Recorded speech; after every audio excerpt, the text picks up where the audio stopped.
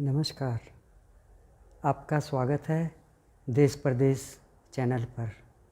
आज हम बात करेंगे बहुचर्चित कथित मानवाधिकार उल्लंघन पर, जो एक प्रेस वार्ता पिछले दिनों अमेरिका में हुई थी।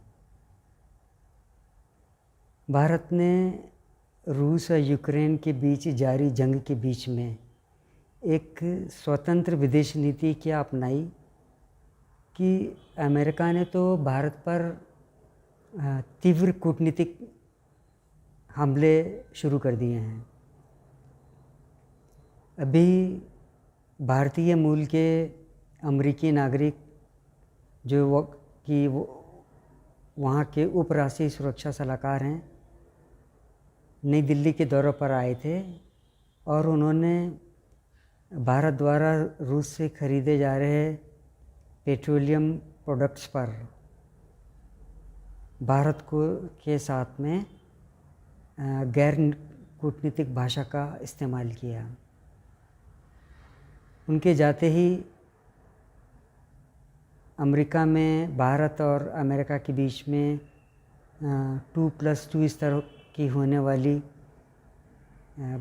भारत और अमेरिका के रक्षा और विदेश मंत्रियों की बैठक हुई। उस बैठक के बाद में एक प्रेस कॉन्फ्रेंस आयोजित हुई थी।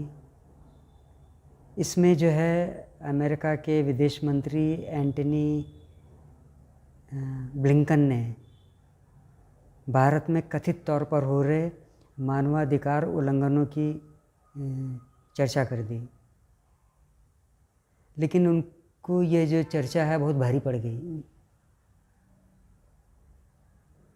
अमेरिकी धरती पर ही भारत के करियर डिप्लोमेट रह चुके विदेश मंत्री डॉक्टर एस जयशंकर ने जो कहा वो अमेरिकी प्रशासन को तो ज़रूर नस्तर की तरह चुभ गया होगा। अमेरिकन लॉबी और वोट बैंक को इंगित करते हुए उन्होंने कहा कि हम भी जो है अमेरिका और दूसरे अन्य देशों में मानव अधिकारों पर जो उल्लंघन से संबंधित खबरें हैं उनके ऊपर नज़र रखते हैं। डॉक्टर जयशंकर के जवाब को आप जैसे को तैसा की श्रेणी में तो नहीं रख सकते। दरअसल वो बराबरी के सिद्धांत की बात कर रहे थे।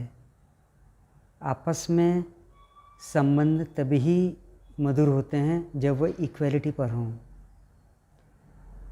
स्पष्ट तौर पर उनका इशारा समानता के सिद्धांत की तरफ था। भारत जो है वो एक सभ्यतागत राज्य है। यहाँ पर हजारों साल से लोकतंत्र की परंपरा रही है। मैग्ना कार्टा से पहले ही भारत में लोकतंत्र की बुनियाद बहुत मजबूत थी। दरअसल अमेरिकी और जो पश्चिमी देश हैं उनको जो है भारत से उनके द्वारा चलाए जा रहे वेस्टर्न डिस्कोर्स को एक चुनौती मिल रही है। वो ये नहीं चाहते कि उनकी लिबरल डेमोक्रेसी की जो एक छवि विश्व में बनी हुई है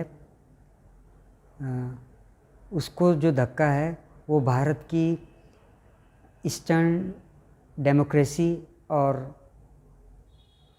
डिप्लोमेसी से किसी तरीके का नुकसान पहुँचे। आप खुद ही देख लीजिए, दुनिया में एक तरफ एक देश है जो विश्व में आर्थिक शक्ति बनने के लिए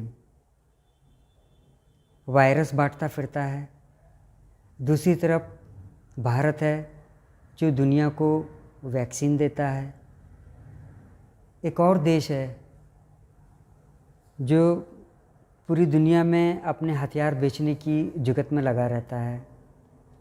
और भारत है कि रूस और यूक्रेन के युद्ध से उपजे खाद्यान्न संकट से निपटने के लिए दुनिया के देशों को अपना अतिरिक्त गेहूं और जो अन्य खाद्यान्न है वो ऑफ़र कर रहा है।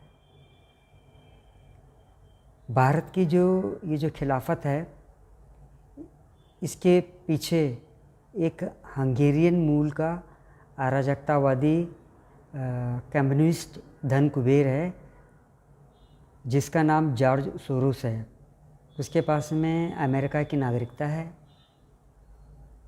ये स्वघोषित लोकोपकारक वो शख्स है जो ओपन सोसाइटी फाउंडेशन के माध्यम से भारत में आंतरिक मतभेदों और आंदोलनों को चलाने के लिए हवा देता रहता है।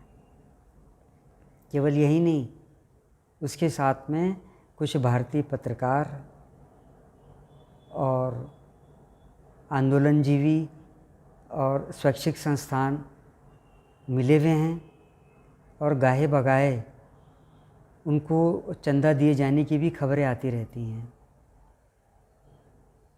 आपने महसूस किया होगा कि वेस्टर्न मीडिया में ख़ास तौर पर CNN, New York times, Washington post, the economist और BBC में हमेशा भारत के विरोध में खबरें छपती रहती हैं।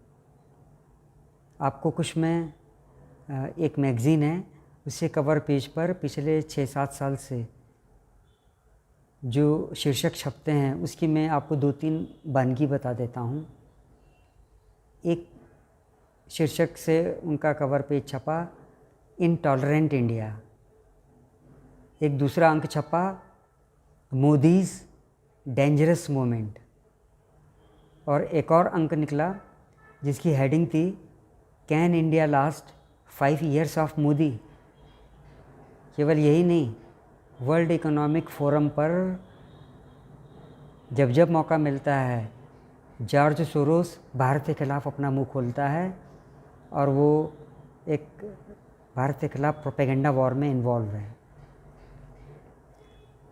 अभी 2020 के जो अमेरिकी सरकार के आंकड़े हैं वो बताते हैं कि 71 भारतीयों के ऊपर नस्लवादी हमले हुए थे।